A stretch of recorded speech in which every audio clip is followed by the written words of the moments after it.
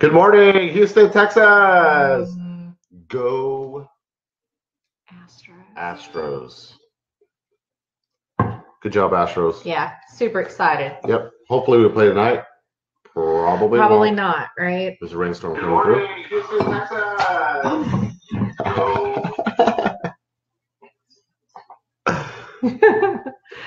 Anyway. Okay, so we wanted to come on today to talk a little bit about investment properties. I was having a conversation with Haley about this yesterday. So I thought, well, maybe we should talk to you guys about it as well.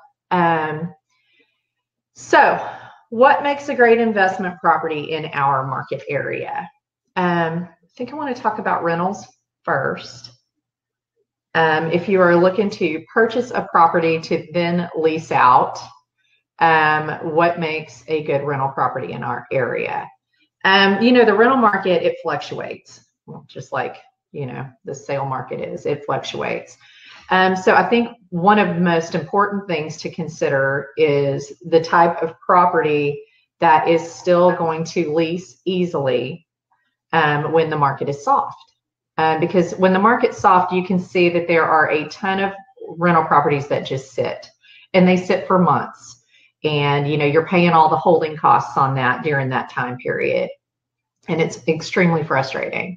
And whenever it comes to rental property, you want to have it continuously leased because it's not like you're making a ton of money every month off of it. This is something that is a long-term investment that you want someone else paying down the note on it over, a course of time. And, it's something that you're parking for the future. So I would say that you just want to make sure it's something that's going to continually be leased. And if you want that, then I think that one of the most important things is to consider purchasing in the type of area that people want to live in with their families. They're going to want, good schools and neighborhood amenities, that sort of thing. So ideally, if you can purchase in a place where people are going to want to raise their families, then that's going to continually give you a rental. One of the things that you kind of want to consider from a return on investment standpoint is, making sure that you're purchasing a property where it's not the highest tax rate, which means that you're probably going to be looking at a property that's maybe a little bit older. I feel like personally that the neighborhood that we live in is good because the tax rate is kind of somewhere in the middle. It's not as high as some of these newer neighborhoods, maybe not as low as some of the older neighborhoods, but you're able to buy a home that is, kind of in between on age. And we've got great schools and great amenities. So, buying here in Eagle Springs tends to be a really good idea. There are some other neighborhoods that are zoned to incredible schools that have low tax rates. And that's like Kings River is a really great example of that. Now, there are homes in Eagle Springs that are the same age as some of those over in Kings River, but some of them tend to be a little bit older. Things that you want to consider whenever you're purchasing those properties. I would probably, if it were me, I would be a little more concerned with the age of the systems over, say, the finishes in the home. There are things that you can do to make the home appealing to buyers from a cosmetic standpoint without spending a lot of money. But you want to make sure that those systems are, in better shape. So if you can find that the AC's been replaced recently, hot water heater's been replaced recently, you got some life left on that roof. Those are the things that are going to be more important. Foundation. Foundation's an important thing as well. Because you're wanting to make sure that you're protecting that long-term investment. And foundation can be repaired. So it's not that. You just kind of want to make sure that the house overall is in good structural sound condition and isn't going to cost you from a big ticket item standpoint a ton over the course, because those are the things that can really tank your return on investment. Now, from a cosmetic standpoint, there are things that you can do. The two most important things, I think, to get an immediate renter into a house is to make sure you're not, putting them on nasty carpet. So you're going to want to change out the flooring. And if it were me, I would probably, if I were going to come in and purchase a house that maybe had some really good things from a structural standpoint, I would probably come in. First thing would be replace flooring, but I would probably look into doing something that's going to last a long time. Because if you do put carpet in again, it very well could be shot after your next tenant and you're doing it again. So I would say, depending on the price point, one good option these days is that luxury vinyl plank. You're going to want to have a good flooring contractor that, can get you what they can get at bulk pricing. And, they can get you a good deal on flooring that's going to last you a while. I mean, tile is always great, but it can be more expensive on the install. So you're going to want to make sure that you have contacts in place that can help you get these sort of things. If you do decide to do carpet, you're going to want to do something that looks decent, but is not the most expensive thing that's out there, because like I said, you're probably going to be replacing it again between your next tenant. Paint is a big deal. One thing that you're going to want to probably budget for is making sure that, at the beginning, you could have dated finishes, but if you have an upgraded paint color or an updated paint color that kind of goes with the tones that are in the house, that can go a long way in having people look past some of those dated finishes. And you want to make sure you're budgeting for, touch-up paint in between. Because the more you can make it look like a home for these people, because it is their home. They may be leasing it, but it's their home for a period. If you can make it move-in ready for them and make them feel like really good about where they're going, you're going to be able to keep it leased. Super important. Is there anything you want to add from that sort of rental perspective? No, I think you covered a lot of the things that you kind of want to look at. One stories are great. Yeah, I look at stories, and then I don't know. I like the smaller footprint. I do too, because I think it's easier to maintain over a period of time. But not only that, I feel like whenever it comes to square footage that you're going to be able to keep leased over a period of time, I probably wouldn't go over 3,000 square feet. You're looking at anywhere between 1,500 and maybe 2,800. Those are really good square footage numbers for lease properties. If you could get a 4-bedroom, that's great. 3-bedroom with a study, that's great. One story is always good, mainly because whenever you're at that square footage, if you go to a 2-story, you kind of lose a lot of usable space. So I feel like there's always a better layout, typically whenever we're talking about a 1-story. And I feel like they're just better investments over time. More people like them.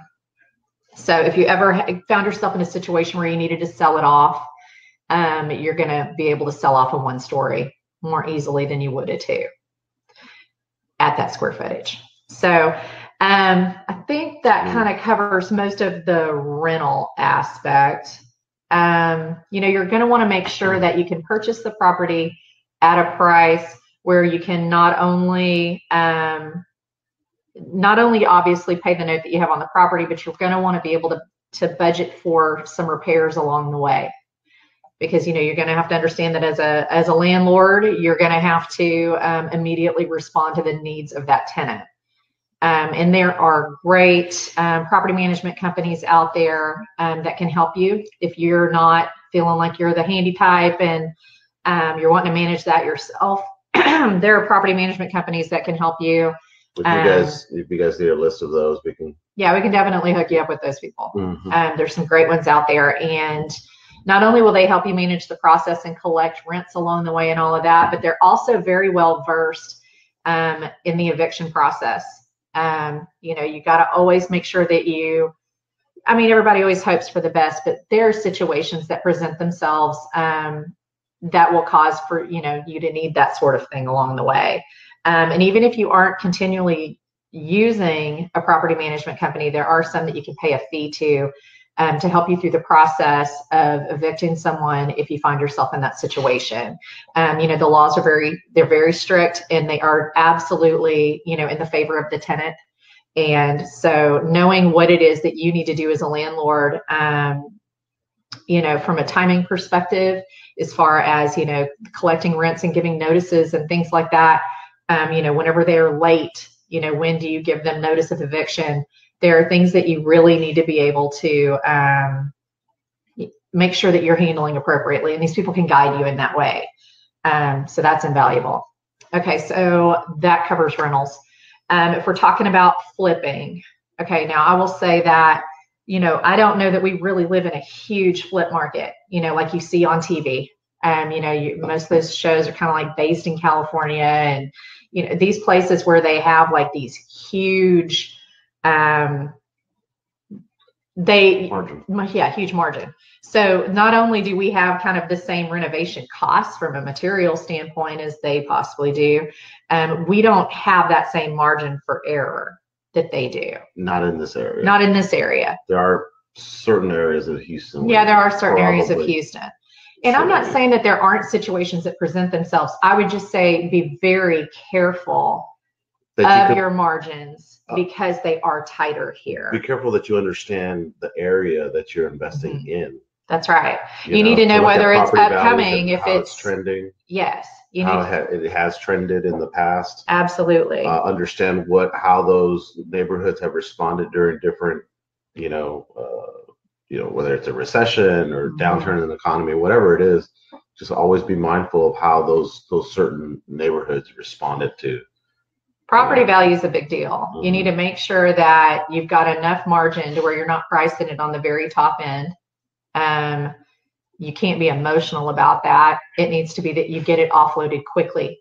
It's all about timing when you're flipping.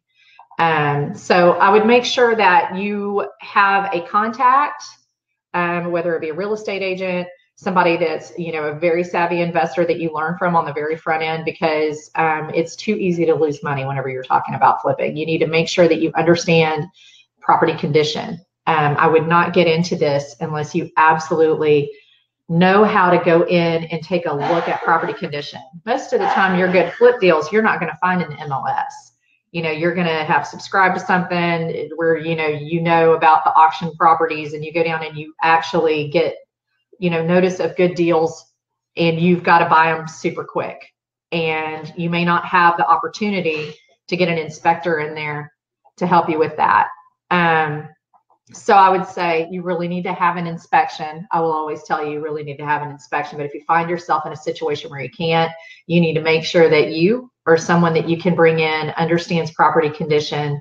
Because I will say that I think one of the main mistakes that I see people make is that they think that cosmetic finishes mean more to people than property condition. And that is just not true.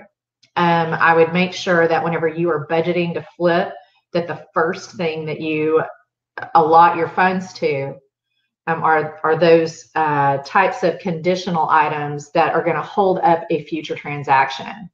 If there's not enough money to handle those things before you go in and do the cosmetic stuff, then it's not a good deal, because those conditional items are going to be what's going to hold you up whenever you go to actually sell the property. And you're going to be hit with those items later, whether you want to be or not.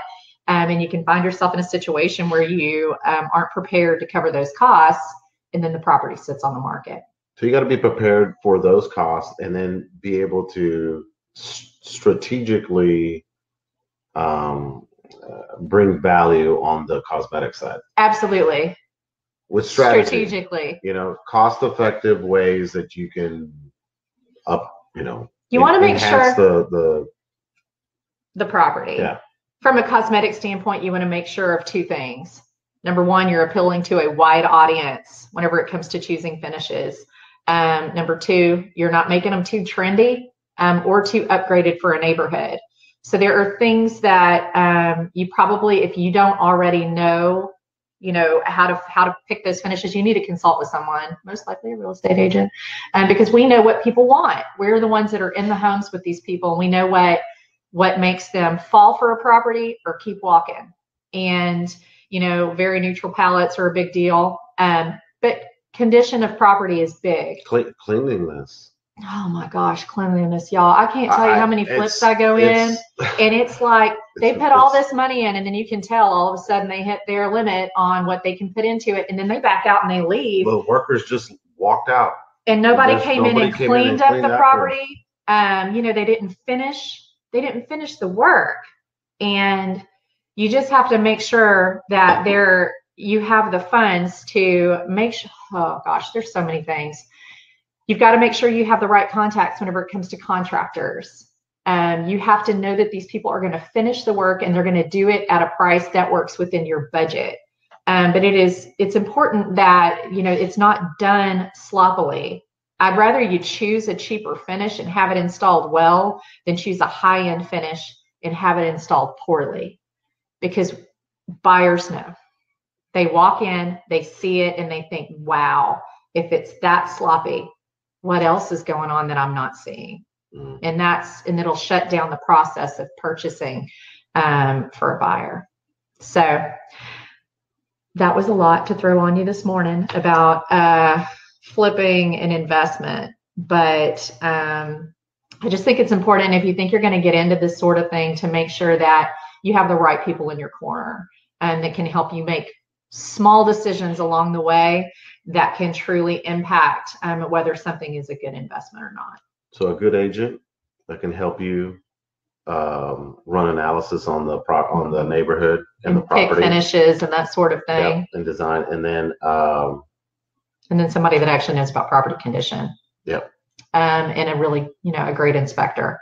So it's just important to have all of those things in your pocket before you go out and start, you know, throwing big chunks of money at real estate. It can be an incredible investment if done well. Yep. Okay. Hope you guys are all having a good day. I didn't say hi to anybody. Hi, Yolanda. Thanks. You like his new hats? I think they're too cute. And good morning, Mama, and good morning, Jarrell. I hope everyone is doing well. Go Astros. Go Astros. All right, guys. Y'all have a great day. Take it easy. Right. Bye.